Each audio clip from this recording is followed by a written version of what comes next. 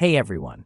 In this video, we'll be covering the basics and moving up to some advanced touchpad settings that can enhance your user experience.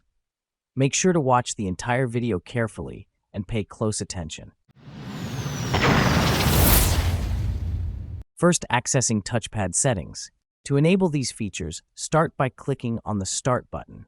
Then, either search for Settings or open Settings directly if it's available on your screen. Once you're in Settings, navigate to Bluetooth and Devices.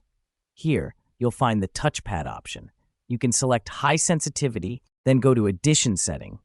Click on Setting, then click on Gesture, check the checkbox, and click on OK. First, One-Touch Selection. The first feature I want to highlight is One-Touch Selection. Simply touch the item you want to select, and it's done. Easy, right? Second, Two-Finger Scrolling. By placing two fingers on the touchpad and moving them up or down, you can easily scroll through pages. This is a fundamental feature that you'll find yourself using often. Third, Zoom in and zoom out. Place two fingers on the touchpad and stretch them apart to zoom in or pinch them together to zoom out. This feature is especially useful when editing videos, viewing images, or navigating complex web pages. Fourth, right-clicking. If your laptop doesn't have a dedicated right-click button, don't worry. Simply tap the touchpad with two fingers simultaneously, and you'll get the right-click menu.